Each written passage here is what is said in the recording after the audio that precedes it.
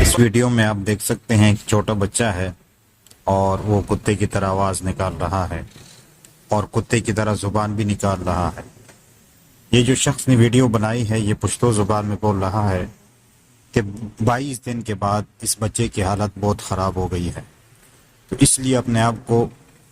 इस तरह कुत्तों से बचाना चाहिए और अगर बच्चे काट लें तो उनका फिलफौर जो है वो इलाज करना चाहिए। और इससे एक हमें इस्लाम का एक मोजिज़ा सामने